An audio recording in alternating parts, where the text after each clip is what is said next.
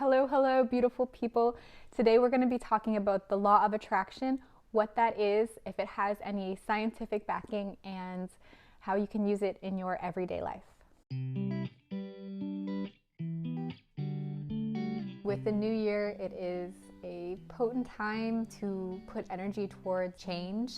And I do see a lot coming up this time of year about the law of attraction or manifesting from people. So I thought it would be fun for us to take a dive in together. Okay, let's jump in. So the law of attraction is the belief that positive thoughts and feelings bring in positive things into your life, and negative thoughts and feelings bring in negative thoughts to your life. This belief comes from the idea that everything is based on pure energy and like attracts like. There's also the idea that in order for a change to come about, the individual must also feel like that change has already happened. Full disclosure, I have never read or watched The Secret, which was a book and a film that popularized the law of attraction. It wasn't really something that spoke to me, so I didn't read it or didn't watch it, but I have read a lot on the subject, especially in doing some research for this video. Now, before I jump down this big rabbit hole of scientific information, I do want to say that it all seems to come back to awareness,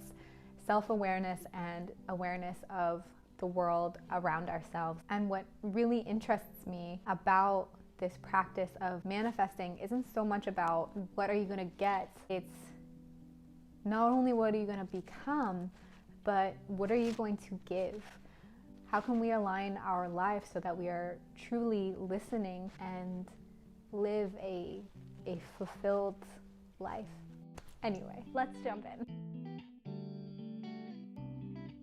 A benefit of the law of attraction is that it opens us up to dreaming. If we're constantly consumed by what is all around us, then we're not making space for what could be. By dreaming, we open ourselves up to possible futures. By fully experiencing these dreams, we help to create new thought patterns, new neural pathways. However, if we stay locked in our dreams, then we miss the opportunity to create in real life. One of the downsides to the law of attraction is that it kind of creates this idea that as long as you just manifest it and put it out into the universe, then the universe will deliver it back to you. And there has been a lot of research how creating SMART goals can be very effective to reaching your desired goal. Whereas if you fall back into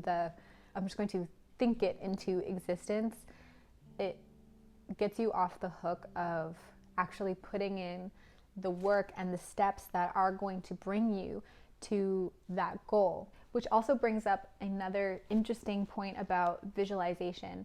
So visualization, which is a huge component of the law of attraction, is a technique that can be amazing, and it has been studied and used in athlete kind of scenarios. Here are a couple studies which did find the effects of mental performance or visualization were effective.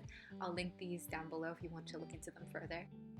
I think an important distinction here, like a little note, is that in many of these studies and a lot of these practices, the people aren't just thinking of themselves, visualizing themselves doing it in a third person. They're literally envisioning themselves first person, what the ball feels like in their hands as it moves through the air with their hand on it. So really as if you are in that moment, actually physically there and doing that thing. Pretty powerful stuff for sure, but it's a little bit different than how the law of attraction talks about visualizing. They talk about visualizing in the sense that the life that you're living is already that way. It can be easy to slip into our mind palace and live there in a way that we're actually not truly existing in the physical realm. And what I mean by that is that if we get too caught up in our imagination of who we want to be or things that we have done in the past and don't actually put those things into practice, we are not actually living that life. Something that I can relate to my own experience is years ago, I was doing a lot of wilderness skills and philosophy, let's say, and had a few experiences that were very powerful for me. And I really held on to those, which is important in a lot of ways because it did define a lot of who I am as a person, but it also caused me to live in a bit of a false reality where I, thought I was much more of a badass than I actually was. Of course, there's always good reasons for everything. I was building a business, I had a baby, there was a lot going on, but I, in that part of my life, was really living in the past, like this past version of myself, of things that I had done. So when it was brought to my attention a few years ago, it was a little bit soul crushing, not gonna lie, but it was a wake up call that I was actually not living the life that I wanted to. I was not being the person who I wanted to be or even thought that I was. And with that awareness, I was able to then make steps to reclaim my identity in the physical. All that to say that our brains are super amazing, and if we're not checking in and really being aware, then it can be easy to sort of slip into a world that only exists in your mind palace. There's also a really interesting phenomenon that researchers actually found that in some cases, visualizing leads to less results of a positive outcome. In some instances, if you're visualizing your goal already coming true, whatever that may be, eating healthy food, going to the gym, creating all these healthy habits for yourself, actually visualizing that, your brain tricks itself into thinking that you've already accomplished that goal, and so your drive to make it happen is less intense. I think envisioning can be a very powerful tool, but if you're using it in this way of just sort of visualizing yourself doing something that you want to do, that may lead to less effort on your part in making those dreams, those goals actually come true. In the law of attraction, there's a lot of talk about how like attracts like, and while I understand where they were going with that, and I think a lot of people can probably relate to that, something that I think can be really useful for everybody is the power of positive thinking. I will never forget, after I had recently graduated high school and I was working in a different country, there was a family of guests that had come through where I was working, and they had given me a book written by their acupuncturist, and it talked about the power of positive thinking and specifically about your inner dialogue to yourself. And it gave the example, imagine that you are a waitress or a waiter and you are carrying a big tray and you drop the tray and a bunch of glasses break and everything is just becomes really chaotic, everything breaks, it makes a huge loud noise. How would you talk to yourself? And then it flipped it and it said, imagine now that you are training someone and that person that you're training does the same thing. They trip and the tray crashes and they break things. And it was the first time that I had ever had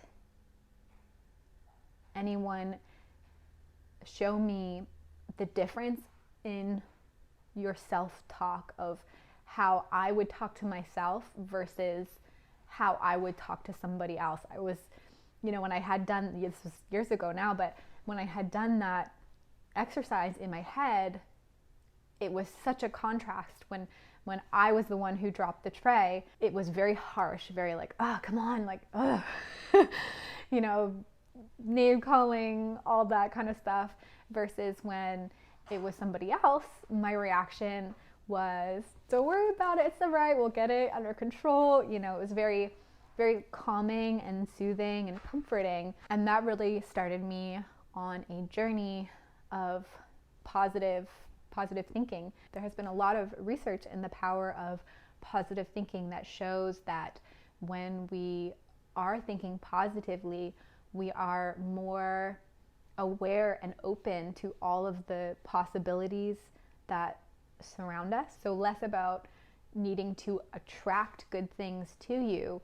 Instead, it's about becoming aware of all of the possibilities that already exist around you. The trick is to notice that they are there and be aware that they are there. And positivity broadens your perspective. However, there is also a downside to positive thinking. You know, just like everything can be a medicine or a poison depending on how you use it and how much. And so, you know, on one point, positivity allows for a greater openness and curiosity, connection.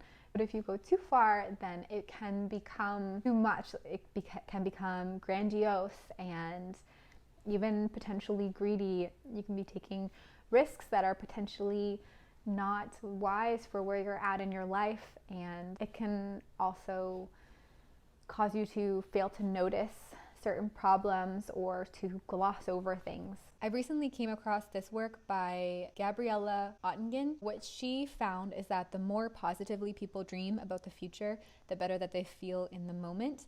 Like, they relax and their blood pressure goes down. But over time, as obstacles come up, they would actually get more and more depressed. And it was partly because they were also putting less effort into these dreams and having less success. So she came out with this technique called mental contrasting. And she also created this website and a free app called Whoop, Wish, Outcome, Obstacle, and Plan. So all in all, positivity definitely has amazing benefits. And although some aspects of it are used in the law of attraction, it is something that is different. The other point that I wanted to make about like attracts like is that if you are moving through the world and you are grumpy and, you know, you kind of fly off the handle at every situation, then people will respond according to that. And if you are, you know, smiling at people and more positive in your interactions with them, they more likely will also reflect that back. And so in that sense, you are attracting what you are putting out. Another effect that can come into play with the law of attraction is something called the placebo effect. Placebo effect has always fascinated me. I think it's such a testament to how amazingly powerful our minds are and how much we still have to go to really understand how it works in synchronicity with everything else. I think the best way to explain the placebo effect is by talking about how they're used in medical studies, for instance. So let's say there's a new drug and they want to test how this drug works and if it's effective or not. So they'll do what's called a blind study or a blind experiment. And what that means is that there will be a group who is given the drug and a group who is given something that's usually like sugar pills. The participants of the study, they don't know whether they have the actual drug or if they have the placebo drug, which is just the sugar pill. And they've also done this with a double-blind study, which is where the people who are conducting the experiment don't actually know which ones are the sugar pills and which ones are the actual drug. And what they find is that the people who were given the placebo or the sugar pill actually responded to it in many instances. So their symptoms can improve, or they may actually get side effects from the treatment. And so that is what we call the placebo effect. It may actually be that the power of belief and the power of positive thinking is part of what brings about these changes, not necessarily the law of attraction. This can also be called a self-fulfilling prophecy, which actually has also been studied. And there's this very powerful study that was done with teachers and classrooms. There was an experiment conducted at an elementary school where they took a group of kids and just split them down the middle. And in one group, they told the teacher that these are the A students. These are the really smart kids. And in the other group, they said these are kids who are struggling, but that was not actually the case. They had literally just split the kids down the middle. What they found over time is that the A class actually ended up performing better, even though there should not really be any difference in the results. It created these habits and interactions of the teachers and the students. Our thoughts really have a massive impact on how we behave, and there is a lot of power in the way that you think. There's also something called a confirmation bias, which is where our existing beliefs sort of color the way that we remember things or how we interpret or see things in the present moment. So for example, when I was pregnant, all of a sudden I saw there were pregnant people everywhere, and I was like, what is up? Is everybody pregnant all of a sudden? Like, is it something in the air? Is something in the water? But it was the confirmation bias. It's the same thing if you buy a red car and then all of a sudden you notice red cars everywhere. So basically it's where our attention is. So in terms of the law of attraction, is it that you have thought it into existence because of the law of attraction, or is it that you are noticing it more now that it is within your scope of awareness, within your field of awareness? You've been sharpening that stone of awareness. Which also brings up that correlation does not necessarily equal causation. Just because you have some data points that match up with other data points, it doesn't necessarily mean that it was because of each other. So I'll link a couple examples down below, but let's say that the rates of drinking water are up really high and follow this certain path on a graph, and also the rate of people eating popsicles, it follows the same trend. Just because those two graphs match does not necessarily mean that drinking water was the reason people are eating popsicles or vice versa.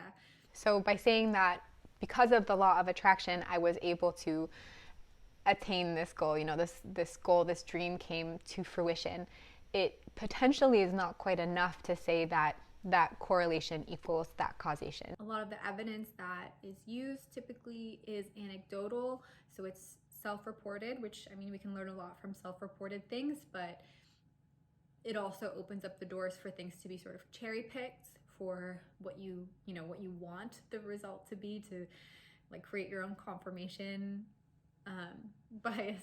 All this to say that I think that the law of attraction, potentially depending on who you are, could be a useful way to look at things, and if you've been using it and it's been working for you, then that's great. I do think that there's a lot more to this story, and the more that we know, the more empowered we can be. So I hope that this video has given you some things to think about.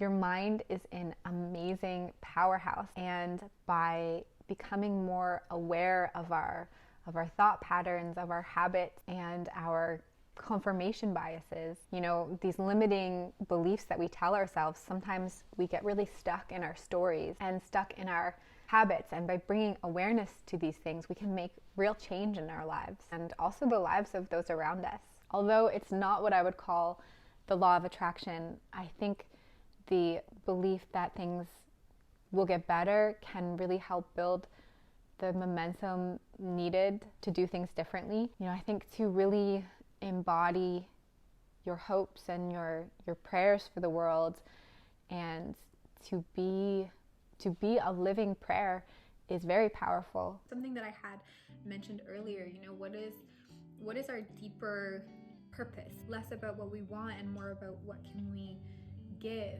If we're coming from a place of, even if it's something like becoming more healthy, there's so many ways that we can give back when we are feeling more healthy and more attuned to our bodies.